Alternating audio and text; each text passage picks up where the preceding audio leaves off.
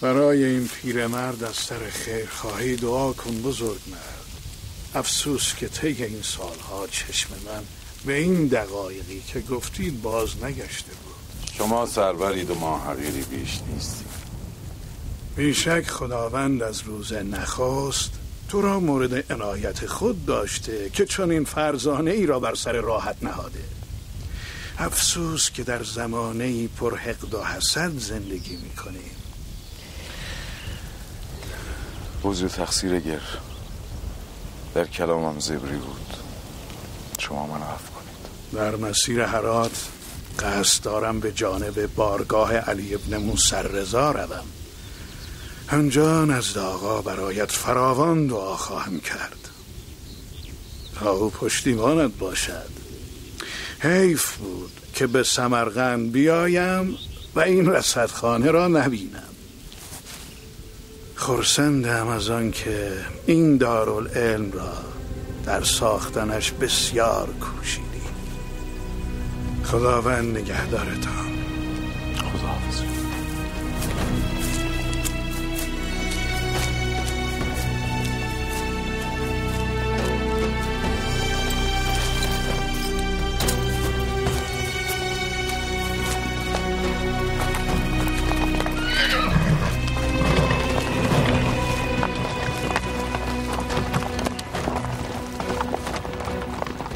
من بزرگ قبیله آشوغالا هستم. در صحت کلامم تردید نداشته باشید. شما این روزها به هم نشینی با زنی به ظاهر با کمالات می نشینید. با او هم درس و هم کلامید و نیک می دانید که او از خاصان و نزدیکان غیاث‌الدین است. که چی؟ پرسیدم که چی؟ خود اوست. برای این ادعای درشتت بیانه ای داری؟ اگر زن اون برم که سایت به دسیسه میکنی شک نکن که حکمت مرگه. این نسبت هایی که به غیاث‌الدین و اعوان اون میدی به هیچ طریق و با هیچ شعوری منطبق نیست.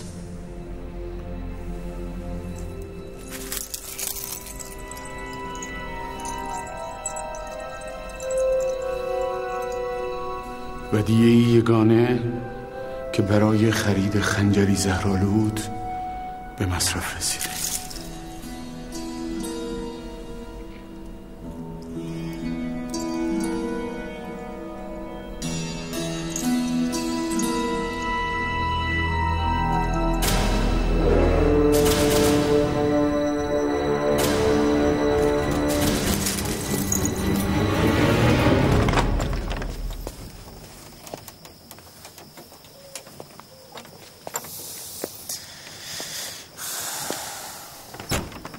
چه زود گذشت.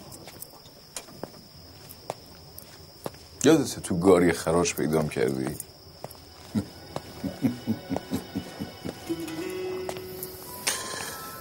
گاری خراج و بلوا به پا کردن تو شهر و آسی کردن بابا افضل بیچاره. وای وای وای وای که چقدر حرف میزنی.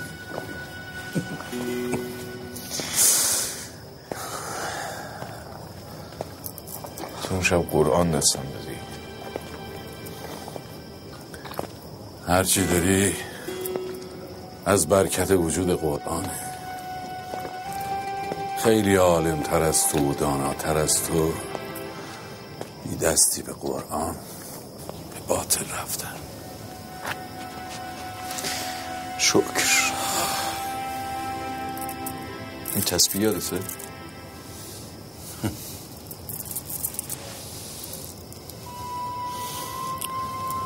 خدا بیامرزم سرت.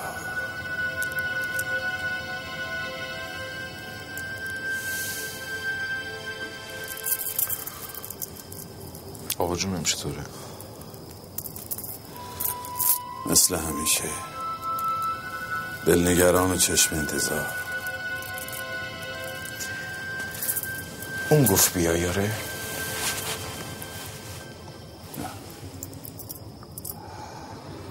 نمیخوای بگی چی شد اومدی؟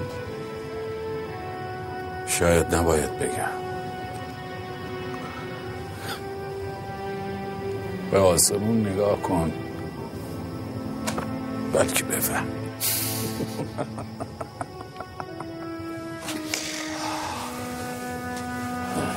میترسم نگاه کنم خوابم ببره. یادته؟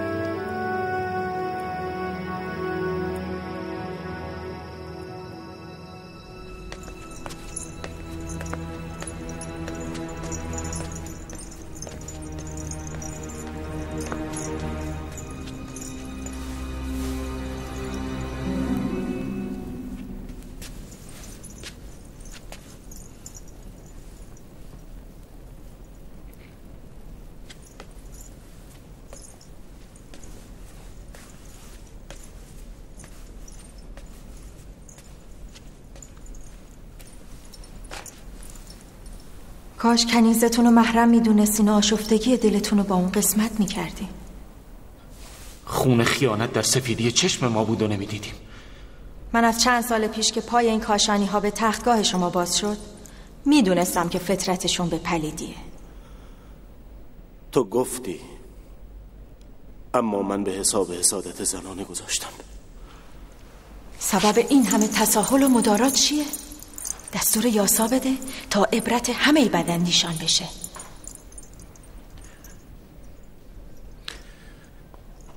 نگارش زیج بی محاسبه جیب 1 درجه بیفایده است و تمام زحمات چندین سالمون به باد میره. این جز به دست اون در نمیاد.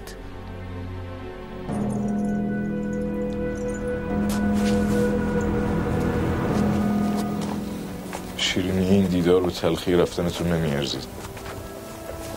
چرا این همه عجله؟ من به حکم نانوشته‌ای به این سفر اومدم، نه برای تلخ و شیرینیش.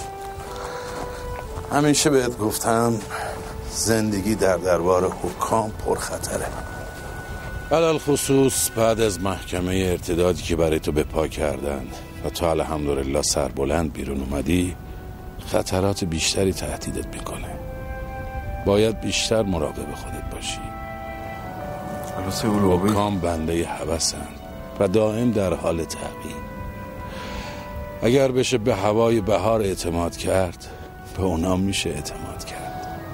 بعد حل این مسئله برمیگردم کارشون. یه لحظه نمیمونه. انشالله اگه عمری باقی بود چشم انتظارتون میمونم. به امیدی یا علی.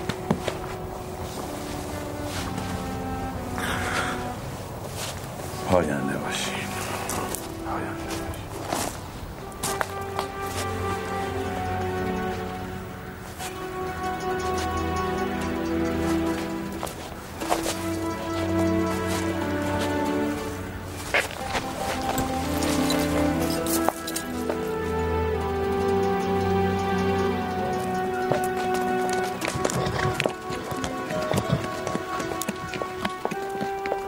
کار ساخت رصدخانه بسیار طولانی شد، اما سرانجام با تلاش همه شما به اتمام رسید. امروز اراده من بر اینه که هرچه زودتر از اون بهره مند بشیم و زیج بی عیب و نقصی رو به نگارش در بیاریم که به گواه همه شما نیازمند به محاسبات جدیده. من تصمیم گرفتم خودم دست به کار محاسبه جیب 1 درجه بشم، اما از شما هم میخوام که در این راه با من همراه باشید. پس 1 هفته فرصت دارید تا این مسئله رو حل کنید. اگر خودم این کار رو کردم که هیچ، اما اگر هر کدوم از شما زودتر به حل این مسئله دست پیدا کرد، افتخار این رو داره که در رصد و نگارش زیج که به نام زیج اولغ بیگی است با من همراه باشه. ما بقی به دیار خودشون برمیگردن.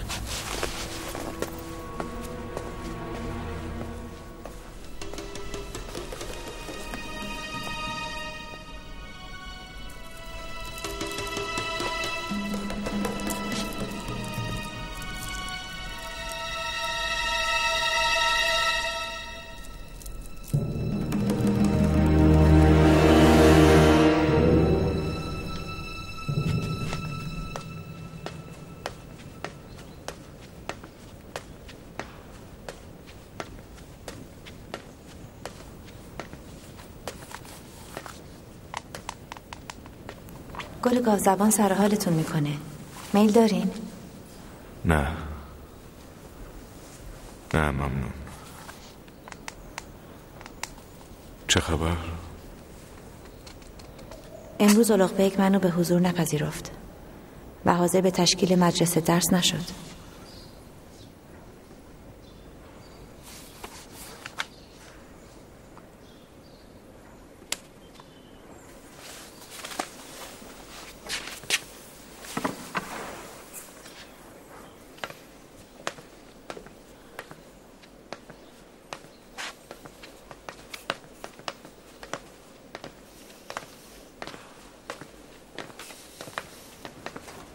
سلام نمیبینم بیشتر از اینجا بمونین. باروبونتون رو جمع کنین و سمرقند برین. همین فردا.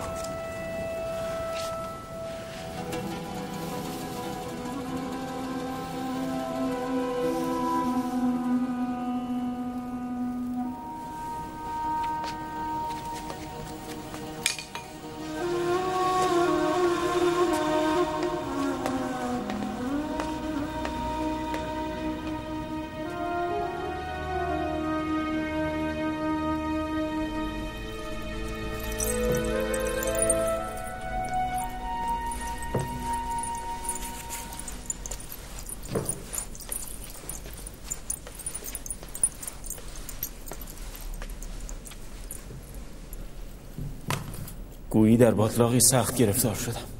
شما مدتی آب و غذای درستی نخوردید. به خدا سوگند که غامض‌تر از این مسئله‌ای در زمانه ما وجود نداره. با اینکه دلم از جمشید شکسته، اما اگر به حل این مسئله فائق بیاد از گناهش میگذرم. نقشه مرگ شما رو کشیده. اون وقت سعی به بدن نیشان رو خورده.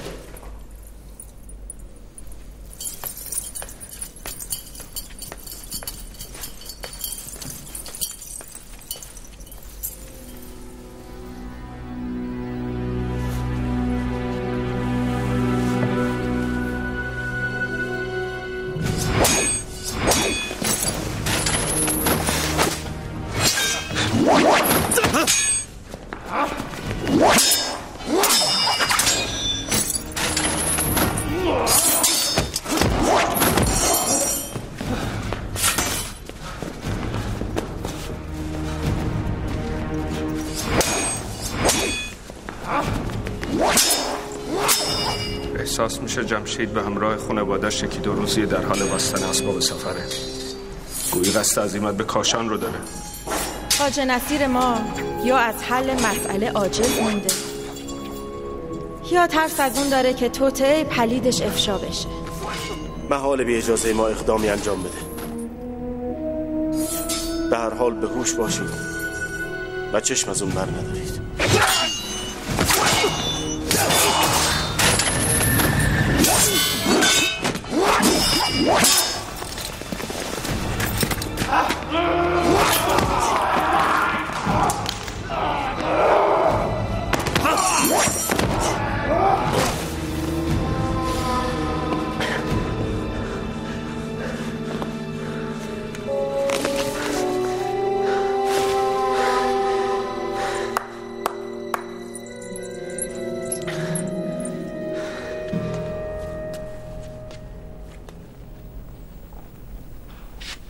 سرخی صورتتو از دست دادی جمشید؟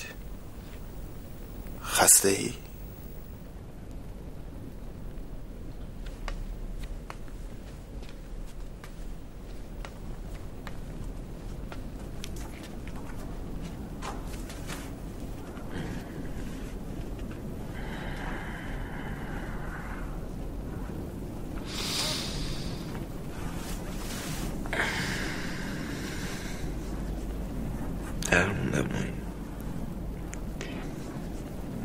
در مونده.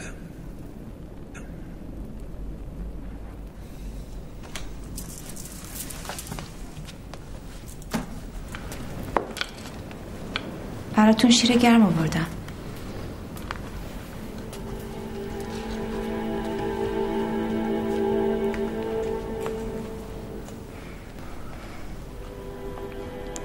نگرانیم از اینه که سلامتیش به خطر بیفته.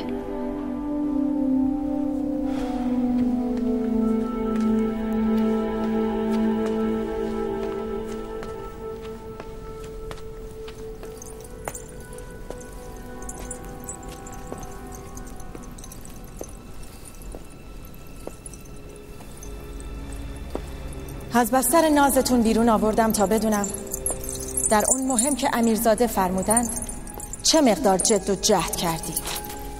خاتون خود با ذکاوته. این ادعای گزافی بود که غیاث الدین کرد، ورنه این مسئله رو به هیچ روی پاسخی نیست. غیاث الدین بیهوده پای میفشرد بانو. همانطور که جناب قاضی زاده گفت این مسائل رو در عالم پاسخی نیست. براتون متاسفم، برای خودم بیشتر از شما که دلخوش به هوش و ذکاوت شما در حساب و ریاضیات نشستم، غافل از اون که میرزا اولوغ بیگ که خود در علم و حساب سرآمد شماست در حل این مسئله واموندن. الجای بانو، گفتم حل این مسئله کافیه، دیگه نمیخوام بشنوم. بفرمایید بیرون. ولی حل این مسئله محال بانو. اینجا بیرون.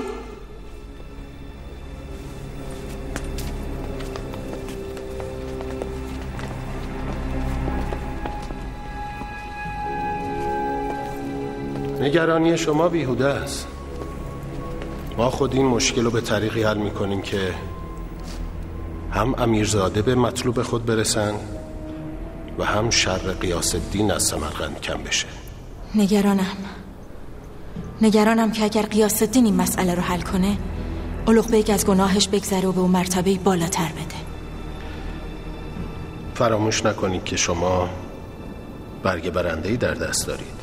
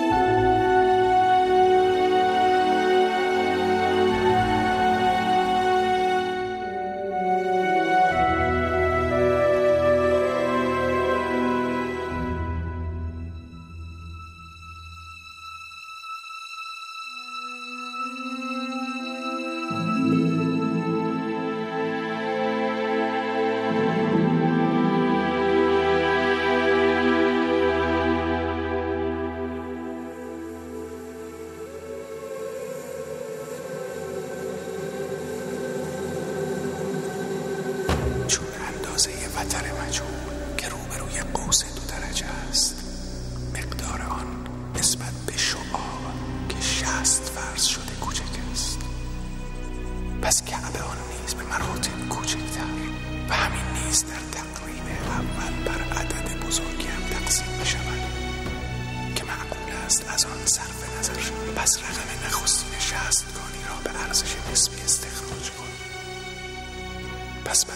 تعیین ارزش نسبی رقم دوم، کعبه رقم نخست را در معادله قرار بده و استخراج کن.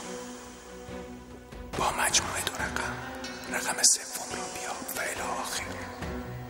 آنچه حاصل است اندازه جیب 2 درجه است و نصف آن پاسخ مسئله‌ای که تا به امروز لاینحل مانده.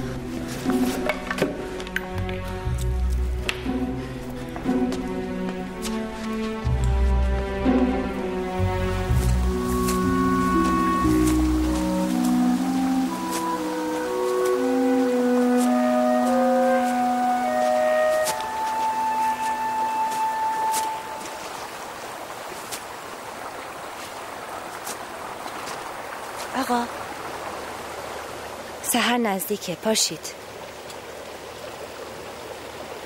آقا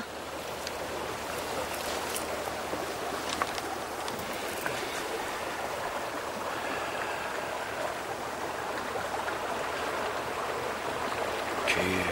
سحر شده، چیزی بخورید. چیزی شده؟ 0 1 7 4 5 4 0 6 14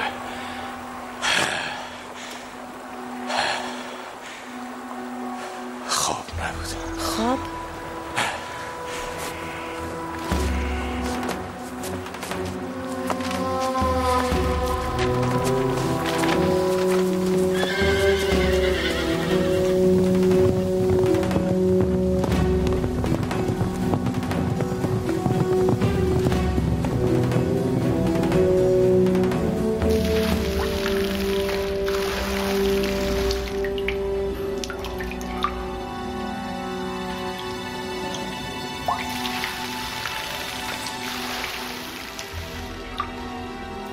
بالاخره امروز پس از چند وقت جمشید از رصدخونه بیرون اومده و خوش و خرم به شهر رفته. به گرمابه هم سری زده. یحتمل به حل مسئله که در پیش بوده نائل اومده که این چنین آرام آسوده بوده. وای خدا بچه‌م از دستم رفت. مادر جان لحظه گرم کن. به جمشید بچه‌م حالش خوب نیست. بچه‌م از دستم رفت. وای خدا بچه‌م از دستم رفت.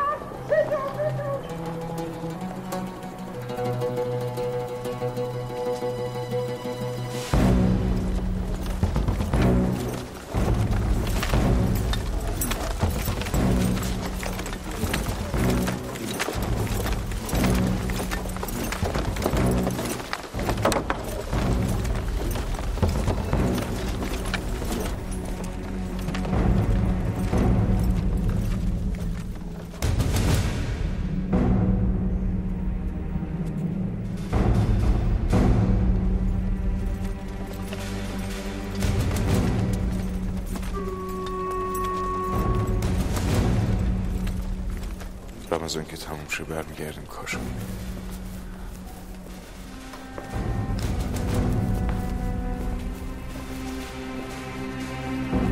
جناب ترخان وزیر، حتما مسئله مهمی اتفاق افتاده که شخصا قدم رنج کردید رصدخونه. امیرزاده کنجکاو شدن که آیا شما به حل مسئله فائق اومدید یا نه؟ عجب، کنجکاو شدم. خودم به وقت مقرر خدمتشون میرسم مسئله رو توضیح میدم. نیکوست که این اتفاق فی الحال بیفته. پوزش میخوام. در میان شما چهره آشنا میبینم که هیچ ربطی به امرا و بزرگان نداره. آیا امیرزاده گردنبندی که به تو داد هنوز داری؟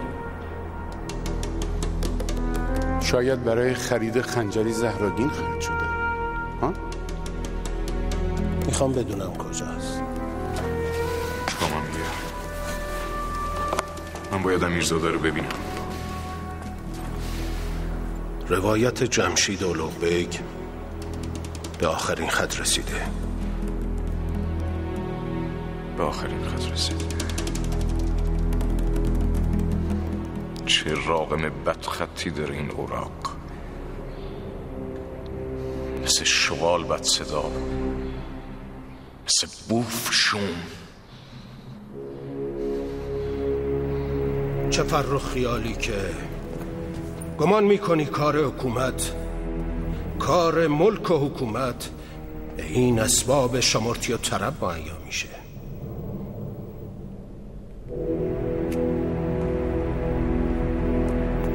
اگه دلخوشی به کواکب و افلاک بود، بساط دیوان به باد رفته بود و جماعتی گرسنه و آواره بیابون.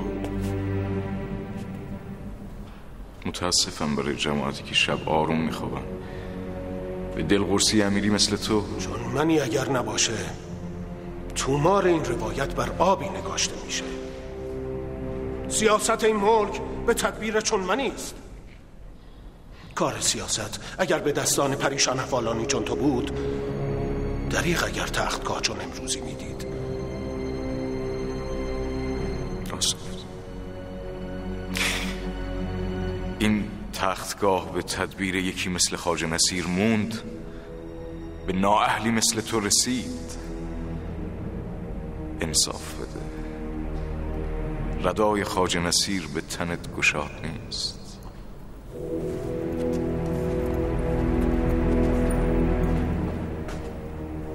به آیندگان واگذار کنیم. مهم نقلی است که فاتحان می نویسن. امروز امروزه، فردا فردا.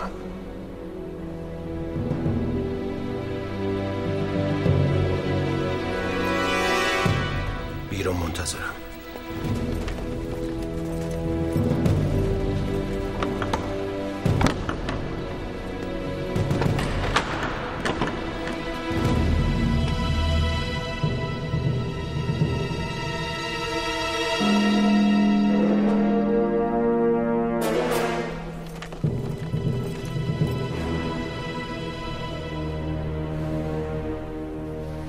سالها در انتظار این لحظه بودم. سزای خائن چیه؟ پرسیدم سزای یک خائن چیه؟ ها؟ منو ببخش، خواهش میکنم، التماس میکنم. هوشمند منم، آی بانو، خواهش میکنم ازت، منو ببخش.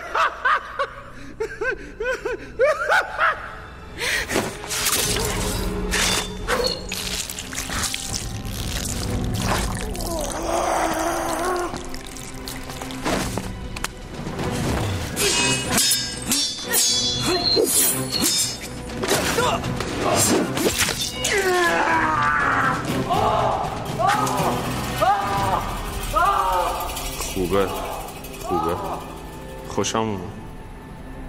از یه مرد علمی همچین رزمی بعیده. اگه به سپاه من ملحق می شدی که ذره بیشتری ایرد می بود.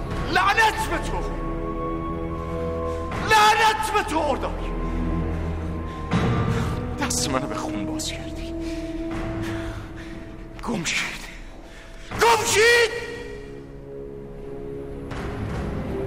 تمومش کنید.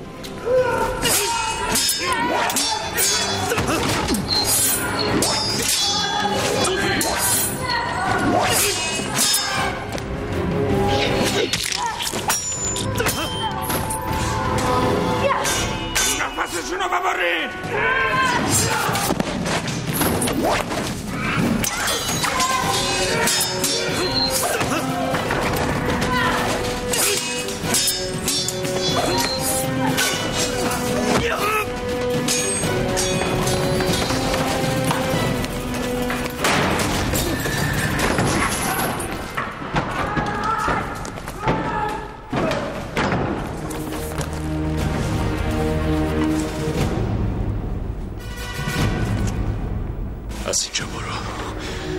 برو!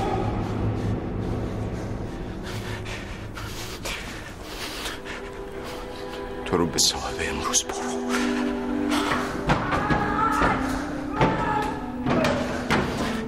برو.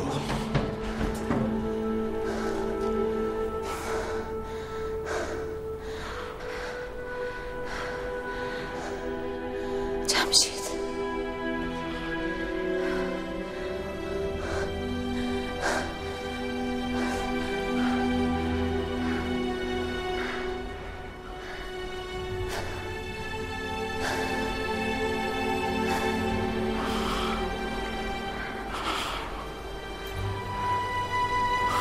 بمون.